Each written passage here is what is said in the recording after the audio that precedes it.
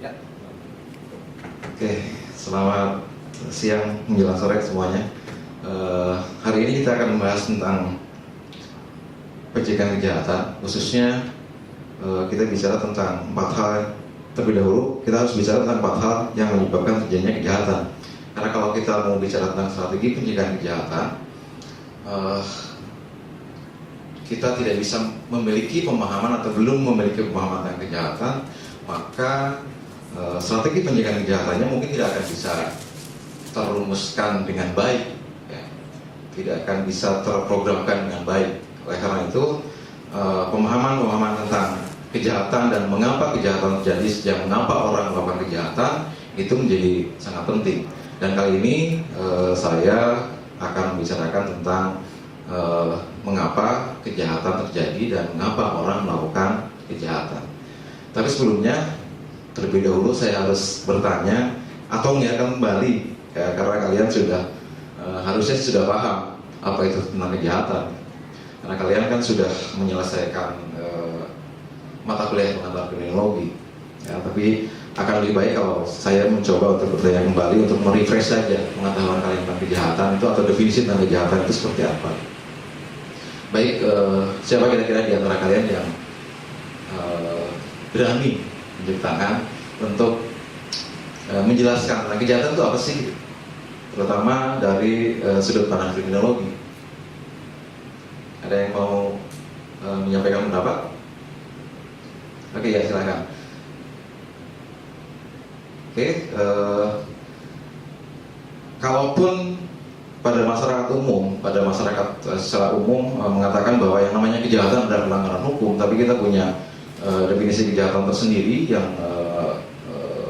dari sudut pandang kriminologi yang lebih menekankan pada pola perilaku manusia yang merugikan seseorang, orang banyak, atau masyarakat umum. Itu yang mungkin harus kita pegang dalam konteks ini. Nah, dalam konteks kejahatan kita kan memahami ada beberapa hal sehingga kejahatan tidak ansih tentang kejahatan. Di dalamnya ada kejahatannya sendiri, ada pelaku kejahatannya, kemudian ada reaksi masyarakat terhadap keduanya, kemudian ada korban kejahatan. Itu yang kemudian dalam konteks pengantar kriminologi kita kenal dengan nama objek studi kriminologi. Nah, pertanyaan selanjutnya adalah bagaimana kita memahami tentang kenapa kejahatan terjadi, dan sekaligus kita juga harus memahami tentang mengapa orang melakukan kejahatan. Karena dalam konteks pencegahan kejahatan, pemahaman terhadap 2 hal itu menjadi sangat penting, ya. Ada 2 referensi yang mungkin kita bisa lihat dalam konteks penjelasan tentang kenapa kejahatan terjadi. Yang pertama, yang diajukan atau yang terumuskan melalui lembaga yang namanya NCBI, National Crime Prevention Institute, yang saya ambil dari buku tahun 86 halaman 2. Lembaga ini mengatakan bahwa ada 3 hal yang mesti ada untuk terjadinya kejahatan atau untuk dilakukannya kejahatan. Hal yang pertama adalah desire and motivation on the part of the criminals. Nah, ini kita mau bicara tentang latar belakang kenapa orang melakukan kejahatan, baik hasratnya maupun motivasinya. Ya, karena orang melakukan kejahatan biasanya karena ada motivasi tertentu, dan kemudian ada hasrat tertentu yang menyebabkan dia pada akhirnya memutuskan untuk melakukan kejahatan.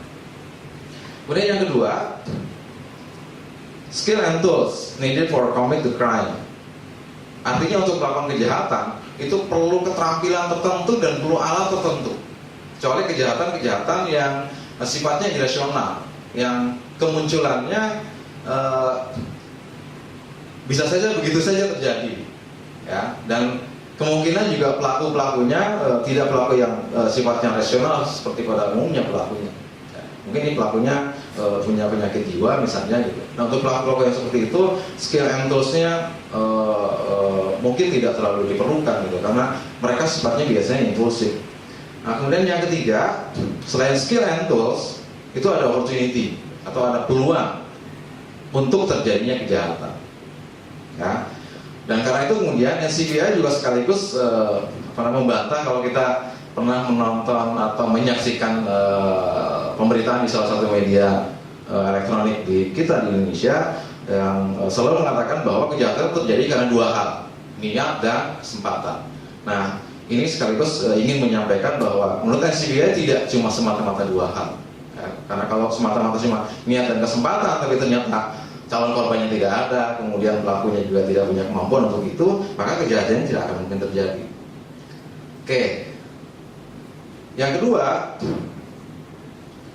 yang diajukan Cohen and Pearson dalam buku Crawford tahun 98, yang beliau mengatakan bahwa ada 3 variabel kunci, ya, yang bisa menyebabkan terjadinya kejahatan atau yang memunculkan kemungkinan dilakukannya kejahatan. Dan variabel itu bisa ada, bisa tidak ada. Yang pertama adalah division of likely offender atau kehadiran dari calon pelaku kejahatan. Nah, siapa itu nanti akan kita jelaskan lebih lanjut di dalam pembahasan selanjutnya.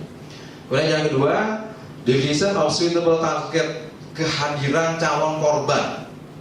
Calon korban atau seseorang atau sebuah sasaran tertentu yang dianggap menguntungkan atau memudahkan seseorang untuk dilakukannya kejahatan. Ya, kemudian yang ketiga, to the absence of culpable guardians against crime or the existence of inadequate surveillance. Ini bicara tentang guarding, ya, karena guarding kita konteks yang ketiga ini berkaitan erat dengan masalah opportunity atau peluang dilakukannya kejahatan. Ya. Nah, dari dua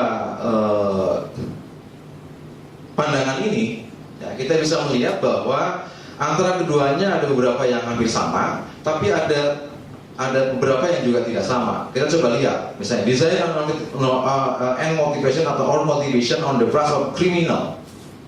Itu hampir sama dengan division of likely offender. Ya, karena itu kemudian nanti akan kita lihat kesamaan itu akan kita coba lihat, kita rumuskan dalam pemahaman selanjutnya. Yang ini murni adalah perumusan yang saya sampaikan. Ya, kalian nanti bisa berdiskusi tentang rumusan-rumusan ini.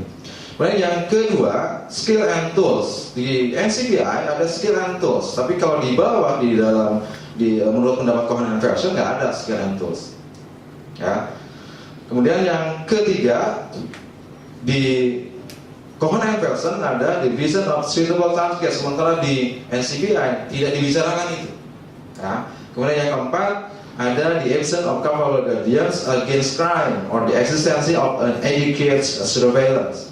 Nah, di atas ada opportunity. Nah, karena itu maka saya memberanikan diri, dan ini masih bisa diperdebatkan, ya, untuk menunjukkan bahwa sebetulnya dengan mendasarkan pada dua konteks di atas tadi, yang NCBI dan Cohen and Pearson tadi, maka dalam konteks ini kita bisa melihat bahwa kejahatan sebenarnya terjadi karena 4 hal. Nah, hal yang pertama adalah adanya calon pelaku atau potensial atau likely offender. Ya. Dan yang kedua, adanya skill and tools, adanya keterampilan, keahlian yang dimiliki oleh calon pelaku kejahatan, serta adanya alat yang bisa digunakan oleh para calon pelaku kejahatan untuk melakukan kejahatan. Dan yang ketiga, suitable target, yaitu calon korbannya, ya. Dan yang keempat adalah opportunity atau peluangnya. Nah, keempat hal inilah yang kemudian bisa menyebabkan terjadinya kejahatan. Dan salah satu saja tidak ada, maka kejahatannya mungkin tidak akan bisa terjadi. Contoh misalnya, calon pelaku kejahatannya nggak ada, gitu. Karena itu kemudian skill and tools-nya juga tidak ada. Walaupun ada calon korbannya dan ada peluang untuk dilakukan kejahatan, maka kejahatannya dalam konteks ini tidak akan mungkin terjadi.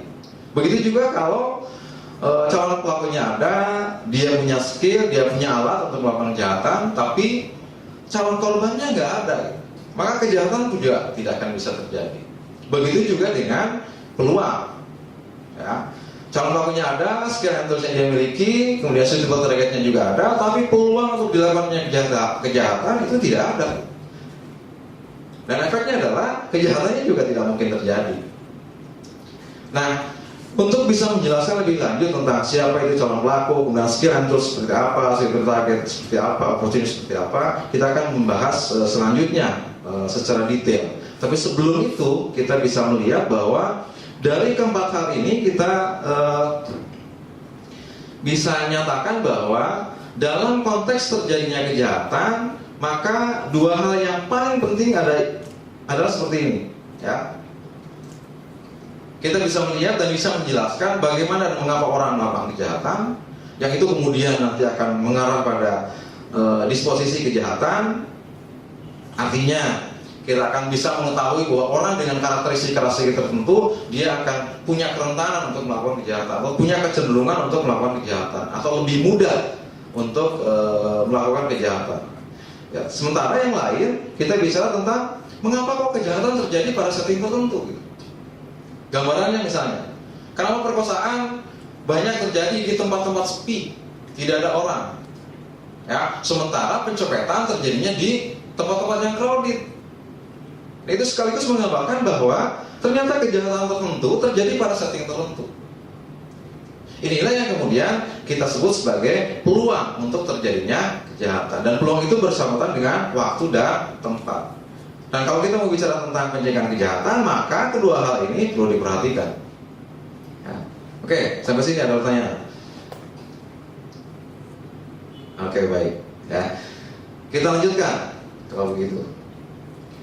Untuk penjelasan terhadap 4 hal yang bisa menyebabkan terjadinya kejahatan. Hal yang pertama yang tadi saya sampaikan adalah calon pelaku kejahatan atau potential offender atau likely offender. Siapa mereka? Ya. Kenapa saya penting sekali untuk bisa menjawab siapa mereka? Karena dengan menjawab siapa mereka, maka kita bisa tahu bahwa orang-orang tertentu dengan karakteristik tertentu itu cenderung melakukan kejahatan, atau orang-orang yang lain dengan karakteristik yang lain itu cenderung tidak melakukan kejahatan. Dan karena itu kemudian program-program pencegahan kejahatan juga harus mendasarkan pada karakteristik dari pelaku kejahatan. Oke, beberapa referensi menunjukkan bahwa mereka-mereka yang masuk dalam kategori potential offender adalah remaja, pengangguran, orang yang berpendidikan rendah atau sama sekali tidak punya pendidikan, orang yang berpenghasilan rendah atau tidak memiliki penghasilan, kemudian orang-orang yang tidak memiliki orientasi nilai yang jelas. Dan biasanya ini orang-orang yang berada di daerah-daerah rumah atau di tempat-tempat atau di masyarakat yang sedang berubah, di mana nilai di situ juga sedang berubah, belum ada orientasi nilai yang jelas. Nah, remaja misalnya, kenapa remaja? Remaja adalah golongan orang yang menurut beberapa referensi itu cenderung sedang mencari jati diri. Siapa mereka? Dan karena dia sedang mencari jati diri, biasanya remaja-remaja ini lebih suka melakukan sesuatu yang coba-coba, misalnya. Ya, orang-orang yang mereka yang lebih suka kalau gabung dalam satu kelompok, apakah kelompok itu peduli dengan masalah kejahatan atau tidak, itu biasanya mereka memang lebih mudah untuk diajak melakukan kejahatan daripada kelompok-kelompok yang lain. Ya. Kemudian yang kedua, pengangguran. Alasan rasionalnya adalah mereka yang tidak memiliki pekerjaan, karena itu tidak memiliki penghasilan, ya. Karena itu kemudian dia akan memerlukan sesuatu hal yang diperlukan dalam konteks kehidupannya. Contoh misalnya untuk makan. Kalau nggak punya pekerjaan, otomatis tidak punya uang, maka makan pun juga agak susah. Nah, orang-orang yang seperti inilah yang kemudian punya potensi untuk lebih rentan cenderung melakukan kejahatan dibandingkan dengan orang-orang yang punya pekerjaan. Ya, dan pendidikan rendah atau tidak punya pendidikan. Ini bicara tentang konteks penyelesaian masalah yang mereka hadapi. Apa misalnya? Dari beberapa bukti, beberapa data di beberapa hasil penelitian dan mungkin juga di beberapa pemberitaan media massa, bahwa mereka-mereka yang punya pendidikan rendah atau tidak memiliki pendidikan sama sekali, biasanya cara menyelesaikan masalahnya juga sangat sempit, karena wawasannya juga sangat sempit. Dan orang-orang yang seperti ini memang orang-orang yang cenderung lebih mudah melakukan kejahatan dibandingkan dengan orang-orang yang lain. Siapa jadi kayak terang ya ngomongnya, ya. Oke, kemudian yang keempat, orang yang berpenghasilan rendah atau yang tidak punya penghasilan sama sekali. Ini ada kaitannya dengan soal pengangguran. Ya. Dan kemudian yang kelima adalah orang-orang yang tidak memiliki orientasi nilai yang jelas. Artinya, misalnya ada juga orang yang mengatakan saya beragama Islam tapi tidak melaksanakan syariat Islam. Orientasi nilainya tidak nilai Islami, ya. Atau orang beragama yang lain. Ya. Kemudian orang yang dia di satu tempat, yang tempat itu ternyata tempat-tempat daerah yang sangat crowded, yang terlalu banyak orang dengan nilai-nilai yang juga yang sangat berbeda. Orang-orang yang seperti itu pula punya kecenderungan lebih besar untuk melakukan kejahatan dibandingkan dengan orang-orang yang lain. Ya. Nah, dari hal yang seperti ini, dan ini memang kita lihat dari beberapa teori juga menunjukkan seperti ini. Maka pertanyaan selanjutnya adalah bagaimana dengan orang kaya? Nah, tadi kita bisa tentang pengangguran, penghasilan rendah, ya. Mereka cenderung melakukan kejahatan. Bagaimana dengan orang kaya? Ternyata beberapa data fakta menunjukkan bahwa banyak sekali juga orang kaya yang melakukan kejahatan. Yang dalam konsepnya Sutherland itu disebut sebagai white collar criminal. Begitu juga dengan orang yang punya pendidikan tinggi. Nah, kenapa mereka melakukan itu? Ada satu hal yang bisa dijelaskan, bahwa mereka-mereka yang kaya, mereka-mereka yang punya pendidikan tinggi adalah walaupun dia mungkin punya wawasan lebih luas, ya, mungkin punya penyelesaian masalah lebih banyak, tapi ternyata kalau di dalam dirinya ada sifat yang rakus, sifat yang tamak, maka orang-orang yang seperti ini tidak terlalu mempedulikan orang lain, yang penting dirinya sendiri peduli dengan orang lain. Dan mereka-mereka yang seperti ini kalau melakukan kejahatan, maka efeknya, impactnya, akibatnya itu akan jauh lebih besar dibandingkan dengan mereka-mereka yang remaja, pengangguran, orang miskin, ya, orang yang tidak memiliki orientasi nilai yang jelas. Ya, karena korbannya, ya, kerugiannya yang ditemukan oleh mereka-mereka yang kaya, mereka-mereka yang punya pendidikan tinggi, itu biasanya jauh lebih banyak. Walaupun juga dalam waktu yang mungkin bisa lama. Oke, itu tentang calon pelaku kejahatan. Sehingga calon pelaku kejahatan tidak semata-mata orang yang pengangguran. Ya, tapi calon pelaku kejahatan juga bisa orang kaya, bisa orang yang punya pendidikan tinggi. Ya, contoh konkretnya adalah mereka-mereka yang melakukan korupsi misalnya. Itu gambaran yang paling jelas dari orang-orang kaya, orang-orang yang punya pendidikan tinggi, tapi mereka rakus dan tamak kemudian melakukan kejahatan. Oke, yang kedua, skill and tools, keterampilan dan alat untuk melakukan kejahatan. Yang ini biasanya harus dimiliki oleh calon pelaku kejahatan, terutama untuk kejahatan-kejahatan yang sifatnya tradisional seperti perampokan, pencurian, ya, pencopetan. Ya, mereka memiliki skill ini dan mungkin mereka juga memiliki alat. Ya. Nah, dari gambaran bahwa untuk melakukan kejahatan itu perlu skill, perlu tools, perlu alat, ini menunjukkan bahwa tidak semua orang bisa melakukan kejahatan sebetulnya. Dan karena itu ada konteks mempelajari kejahatan.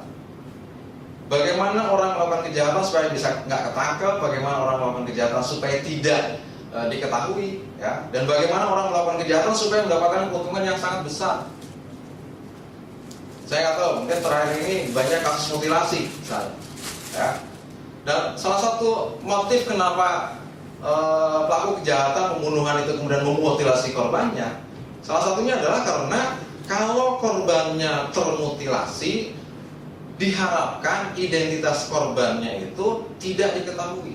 Dan secara teoritis memang ketika korbannya tidak diketahui untuk kasus pembunuhan, maka siapa pelaku pembunuhannya juga kemungkinan besar juga tidak diketahui, kecuali kalau ada orang yang menyaksikan, kecuali, ya. Dan karena itu kemudian kasus-kasus pembunuhan memang banyak sekali yang bisa terungkap hanya karena korbannya diketahui, ya. Nah, untuk supaya mereka tidak diketahui atau korbannya tidak diketahui, mereka harus punya keterampilan tertentu untuk bisa menutupi itu semua, ya. Kalau tidak punya keterampilan, nggak akan bisa. Untuk memutilasi misalnya, dia nggak punya alat juga tidak akan bisa melakukan mutilasi, ya. Karena itu melakukan kejahatan memang perlu skill dan tools, terutama untuk kejahatan-kejahatan yang sifatnya punya motivasi untuk keuntungan ekonomi misalnya. Atau juga punya motivasi untuk keuntungan balas dendam juga bisa dalam konteks ini. Ya, saya bisa mengatakan bahwa hampir semua jenis kejahatan memerlukan skill dan tools untuk dilakukannya kejahatan tersebut. Ya. Oke, kemudian yang ketiga, ini suitable target atau calon korbannya, atau seseorang atau sebuah sasaran tertentu yang dianggap mudah untuk dijadikan sebagai sasaran kejahatan atau dianggap menguntungkan kalau seseorang calon pelaku kejahatan memutuskan untuk menjadikan orang tersebut atau sasaran tertentu sebagai calon korbannya. Nah, berkenaan dengan ini, karena kita bicara tentang korban kejahatan, ada beberapa teori yang perlu dipahami, yaitu teori-teori tentang victimisasi. Salah satunya adalah lifestyle exposure. Ya. Yang teori ini menjelaskan tentang status sosial ekonomi yang kemudian berkorelasi dengan kerentanan orang atau orang-orang tersebut untuk dijadikan sebagai sasaran kejahatan. Ya. Dengan tampilannya, dengan kekayaannya, ya, dengan gaya hidupnya, ya, orang-orang yang seperti itu bisa mempengaruhi keinginan dari calon pelaku kejahatan untuk memutuskan apakah orang ini akan jadi sasaran atau tidak. Kemudian yang kedua, routine activity. Ya. Kegiatan rutin sehari-hari kita itu bisa menyebabkan kita punya kecenderungan untuk menjadi sasaran kejahatan. Atau orang-orang tertentu dengan aktivitas rutin tertentu itu punya kecenderungan untuk lebih mudah dijadikan sebagai sasaran kejahatan dibandingkan dengan orang-orang yang lain. Masih ingat dulu kasus seorang hakim agung yang dibunuh di bypass misalnya, ya. Dia dicari, dilihat kebiasaannya sehari-hari seperti apa, naik kendaraannya apa, jam berapa sampai di sini, kemudian duduk di mana. Ya, yang terakhir Nasruddin, kasus Nasruddin yang di Tangerang, itu juga merupakan bagian dari peristiwa yang bisa dijelaskan dengan routine activity theory. Ya. Dan dalam konteks kemampuan dari calon pelaku kejahatan, kegiatan-kegiatan seseorang yang sudah diputuskan untuk menjadi sasaran kejahatannya itu biasanya diteliti terlebih dahulu. Ya, karena itu kemudian pelaku kejahatan sebetulnya juga orang-orang yang cukup cerdas untuk memutuskan apakah seseorang itu bisa dijadikan sebagai korban kejahatan atau tidak dijadikan korban kejahatan. Nah, pertanyaan selanjutnya adalah victim itu apa sih sebetulnya? Tadi saya sempat mengatakan bahwa seseorang sasaran kejahatan. Kita bisa lihat bahwa victim itu bisa orang. Ya. Tema kebanyakan teori menunjukkan bahwa victim itu orang. Dari teori lifestyle exposure dan routine activity juga menunjukkan bahwa victim itu orang. Ya. Target itu orang. Tapi ada target yang berupa barang, ada target yang berupa buket atau bukan. Buket itu singkatan dari bukti dan keterangan atau informasi. Ya. Informasi juga merupakan sasaran yang sangat penting untuk dijadikan sebagai sasaran kejahatan, karena informasi bisa dijual, ya, informasi bisa jadi uang, informasi juga bisa dijadikan kado, ya kado itu mungkin nanti akan berujung pada berbagai macam kemudahan yang akan dimiliki oleh seseorang. Sehingga kalau kita bicara tentang suitable target, memang kita tidak hanya bicara tentang barang, tidak hanya bicara tentang orang, ya, tapi kita juga bicara tentang barang, kita juga bicara tentang bukti dan keterangan. Oke, kita sudah bicara tentang 3 hal, ya. Masih ada 1 hal lagi, ya. Tapi sebelum saya lanjutkan, ada komentar kah tentang ini? Atau mungkin kita bisa diskusi tentang keempat hal itu. Jangan-jangan apa yang saya rumuskan menjadi 4 hal dari 3 hal tadi itu sesuatu yang kurang tepat. Kalau ada, coba kita diskusi sama-sama. Oke, baik. Kalau memang tidak ada, nanti kita lanjutkan dengan hal yang keempat. Dan ini adalah hal yang sangat penting juga dibandingkan dengan hal yang lain. Ya, sama pentingnya dengan hal yang lain. Walaupun juga banyak orang yang mengatakan bahwa opportunity ini menjadi sesuatu yang sangat penting. Ya, apalagi kalau dikaitkan dengan niat dari calon pelaku kejahatan untuk melakukan kejahatannya. Nah, opportunity ini biasanya berkaitan dengan setting tempat dan setting waktu. Ya, karena tadi saya sampaikan bahwa kejahatan tertentu hanya terjadi pada setting tempat tertentu dan waktu tertentu. Ya, karena itu tidak semua kejahatan bisa terjadi dalam waktu yang sama, dalam tempat yang sama. Dan pelaku kejahatan pun juga biasanya menghitung secara rasional kapan dia akan melakukan kejahatan dan di mana dia akan melakukan kejahatan. Sama rasionalnya seperti siapa yang akan dijadikan sebagai sasaran kejahatan. Karena kalau dia melakukan kejahatan tapi ternyata hasilnya tidak terlalu menguntungkan atau tidak terlalu memuaskan, maka apapun yang dilakukan itu menjadi sesuatu yang tidak terlalu berarti. Nah, jarang sekali pelaku kejahatan yang ketika dia memutuskan untuk melakukan kejahatan mengabaikan dua hal itu. Karena itu kesempatan yang berkenaan dengan tempat, dengan waktu itu menjadi sangat penting untuk terjadinya kejahatan. Karena berdasarkan beberapa referensi, ternyata peluang atau kesempatan ini berkenaan dengan masalah penangkalan, pengawasan, penjagaan, dan pengendalian. Ya, kalau dalam konteks kepolisian itu yang namanya turut jawali, pengaturan, penjagaan, pengawalan, ya, dan patroli. Itu semuanya bicara tentang lebih pada surveillance-nya sebetulnya, lebih pada pengawasannya, dan pengawasan ini adalah upaya untuk meminimalisir peluang dilakukannya kejahatan. Nah, itulah 4 hal yang bisa menyebabkan terjadinya kejahatan, dan pemahaman terhadap keempat hal tersebut yang saya bangun dari 2 pendapat tadi, yang masing-masing 3 hal itu akan bisa berpengaruh, akan sangat berpengaruh, akan sangat berpengaruh terhadap keberhasilan kita merumuskan strategi-strategi pencegahan kejahatan. Maksud juga di dalamnya adalah perumusan program kejahatan yang seperti apa, yang tepat dilakukan untuk kejahatan tertentu, untuk orang-orang tertentu. Oke, baik. Dari penjelasan-penjelasan yang seperti itu, kita bisa melihat bahwa penyebab kejahatan itu sebetulnya multikausal. Gak cuma satu, gak cuma karena dia miskin kemudian dia melakukan kejahatan, enggak. Gak cuma karena dia pengangguran, tidak punya penghasilan kemudian dia cenderung melakukan kejahatan, enggak. Ya. Tapi multikausal. Di dalamnya ada nilai, di dalamnya ada faktor-faktor internal yang bisa menyebabkan seseorang melakukan kejahatan. Karena itu kemudian kejahatan dalam konteks ini adalah kita harus pahami sebagai multikausal, tidak monokausal, ya, tidak satu. Karena itu rumusannya tidak seperti penjelasan dalam ilmu alam, X menyebabkan Y, supaya Y tidak ada maka X-nya mesti dihilangkan. Konteksnya nggak seperti itu, ya, konteksnya tidak semata-mata seperti itu, ya, perlu diingat. Dan karena itu kemudian, karena kejahatan itu multikausal, ya, maka pengkajian terhadap kejahatan tersebut memang harus dilakukan dari sudut pandang yang berbeda-beda. Kayak di kriminologi misalnya memang berbasisnya pada sosiologi. Tapi kalau di fakultas psikologi berbasisnya pada psikologi. Fakultas hukum basisnya pada aturan-aturan hukum. Nah, kita mencoba untuk melihat faktor kausal terjadinya kejahatan itu tidak semata-mata dari satu perspektif atau dari satu sudut pandang atau dari satu sebab tertentu. Ya, kita ingin mencoba untuk menggali sebetulnya penyebabnya itu apa. Paling tidak dari 2 hal tadi, dari sudut pandang pelakunya, dari konteks terjadinya kejahatan. Paling tidak dari itu. Nah, karena itu maka solusi programnya atau strategi programnya juga harus berbeda-beda.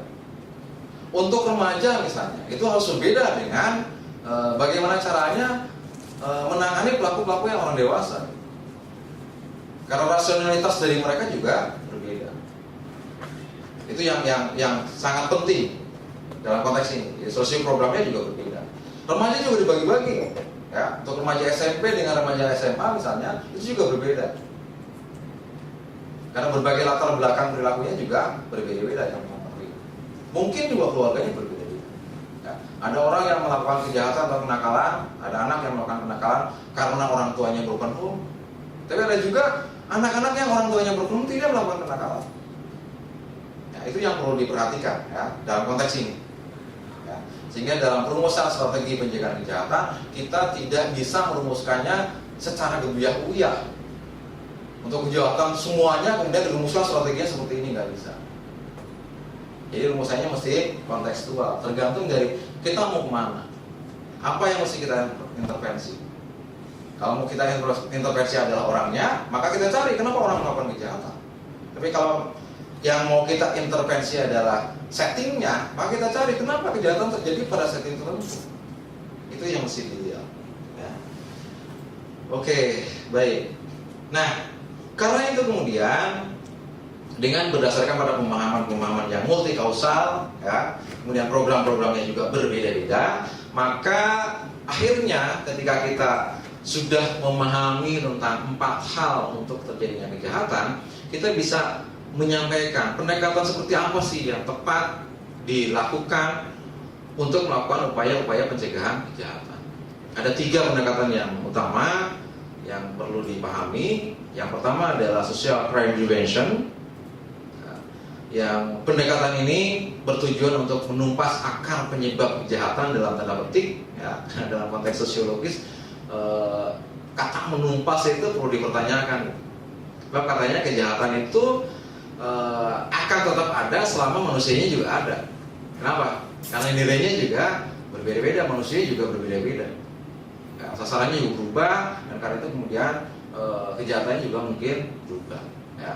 Tapi intinya adalah ketika kita bicara tentang social crime prevention approach, maka yang dituju, yang diintervensi adalah akar dalam tanda petik penyebab terjadinya kejahatan. Kalau misalnya penyebabnya pengangguran, maka penyelesaiannya adalah penyediaan lapangan pekerjaan. Kalau penyebabnya adalah tersedianya waktu luang yang terlalu banyak bagi remaja misalnya, maka kita harus bicara tentang bagaimana upaya-upaya untuk untuk mencegah supaya waktu luang itu tidak terlalu banyak tersedia. Ya. Kalau masalahnya adalah broken home misalnya, maka penyelesaiannya adalah bagaimana caranya supaya keluarga itu tidak terpecah belah. Dan karena itu karena program-program seperti penataran menjelang pernikahan, misalnya pranikah, kemudian penataran yang lain-lainnya yang ditujukan untuk mewujudkan kehidupan keluarga yang sehat, sejahtera, itu menjadi sangat penting. Ya. Nah, kemudian sasaran dari pendekatan ini adalah populasi umum atau mereka-mereka yang masuk dalam kategori potensial offender, supaya mereka-mereka yang punya potensial offender ini, ya, potensinya yang bisa menyebabkan dia aktual menjadi pelaku kejahatan itu bisa dihilangkan. Kayak tadi saya sampaikan, ya, kalau ternyata pelaku kejahatannya adalah pengangguran, maka ya, kita harus menggali benarkah dia melakukan kejahatan karena dia menganggur.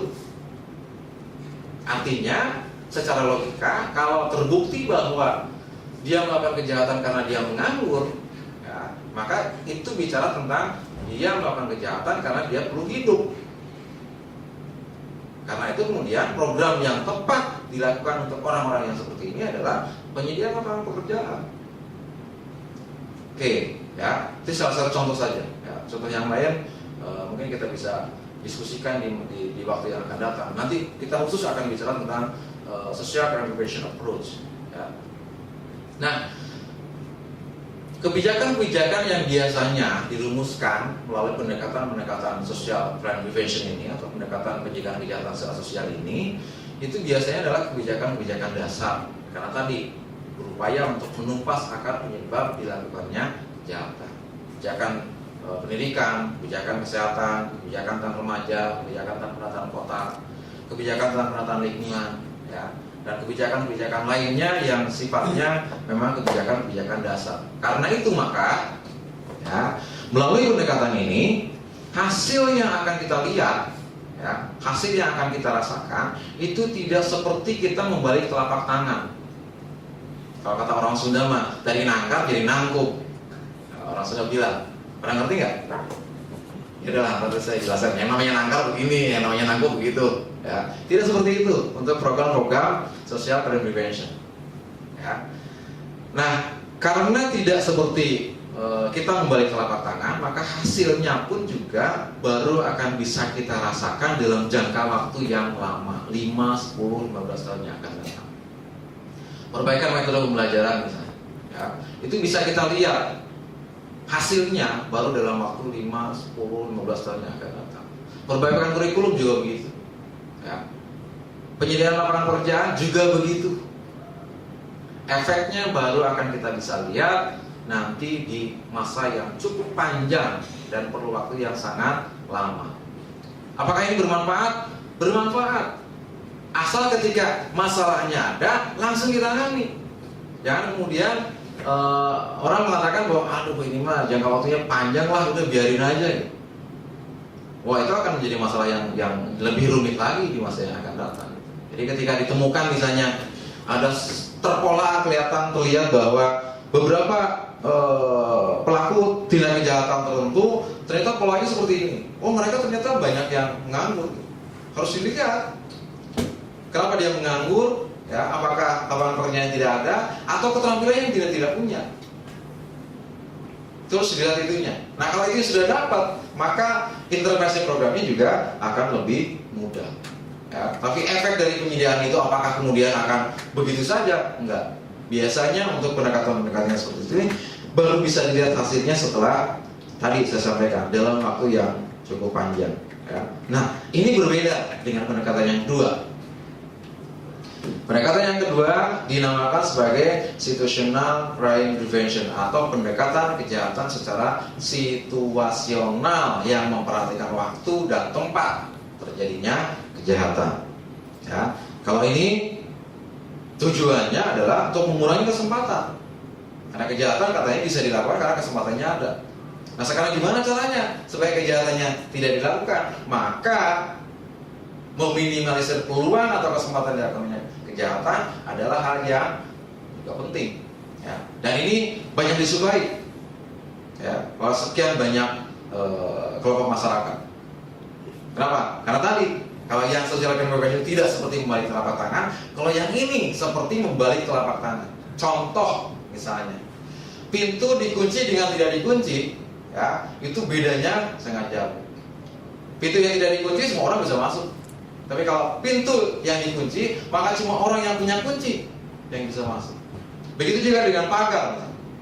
Ya. Dipasangnya pagar itu akan menyulitkan orang-orang tertentu yang bukan dari penghuni rumah tertentu, kantor tertentu, atau wilayah tertentu untuk masuk ke wilayah itu. Ya. Karena di balik pagar itu atau disertai keberadaan dari pagar itu biasanya disertai dengan adanya kunci, disertai dengan adanya gembok, atau bahkan disertai dengan adanya barikade-barikade, termasuk seperti barikade yang dipasang di benteng lembaga masyarakatan. Ya, kalau saya bilang barikade tuh seperti barikade tentara untuk mencegah para demonstran gitu. Tapi itu biasanya dipasang di atas benteng pada lembaga masyarakatan. Ya, itu upaya yang bisa dilakukan untuk mencegah supaya tidak terjadinya pelarian kalau di lembaga masyarakatan. Kalau di rumah dipasang itu upaya untuk mencegah supaya orang yang di luar tidak masuk ke dalam. Memasangkan benteng misalnya. Ada orang yang mengatakan bahwa kalau rumah di benteng itu sangat aman. Hati-hati dengan pendapat itu. Belum tentu. Karena kejahatan tidak semata-mata dilakukan oleh orang yang datang dari luar. Kejahatan juga bisa dilakukan oleh orang-orang yang berada di dalam. Ya. Nah, kalau dilakukan oleh orang yang berada di dalam, maka apapun yang terjadi di dalam, kalau wilayahnya terbenteng dengan sangat bukan rapi istilahnya ya, dengan sangat terlindungi gitu, sehingga orang luar pun tidak bisa mengetahui apa yang ada di dalam, maka seringkali kejadian orang baru ketahuan matinya setelah 1 minggu. Itu karena rumahnya sangat tertutup. Karena rumahnya dipagar sangat tinggi. Nah, itu efek yang cukup negatif. Dan efek yang kedua adalah ketika orang yang dari luar itu berhasil masuk ke dalam, orang yang dari luar yang lain yang tidak punya niat melakukan kejahatan itu tidak bisa memantau apa yang terjadi di dalam. Karena itu Dinas Sosial Kota DKI misalnya menentukan bahwa benteng atau pagar itu tidak boleh melebihi 1,5 meter kalau saya tidak salah. Ya. Dan kalau 1,5 meter mesti terbuka, tidak boleh tertutup. Ya. Oke, nah efektivitas dari pendekatan ini adalah syaratnya pelaku kejahatannya harus orang yang rasional, sehingga ketika dipasang pagar, dipasang lampu, dipasang kunci, itu mereka sadar betul bahwa dengan dipasangnya alat-alat seperti itu atau dipasang CCTV misalnya, ya, itu harus dirasakan oleh calon pelaku kejahatan sebagai sesuatu yang bisa menyebabkan usaha atau risiko dilakukannya kejahatan jadi sangat tinggi. Usaha untuk dilakukannya kejahatan itu jadi sangat sulit. Dan karena itu syaratnya adalah pelakunya mesti rasional. Gitu. Kalau pelaku yang tidak rasional, mereka nggak mandang itu. Pasti itu. Ya. Sehingga pendekatan ini hanya efektif atau lebih efektif ditujukan untuk pelaku-pelaku yang sifatnya rasional.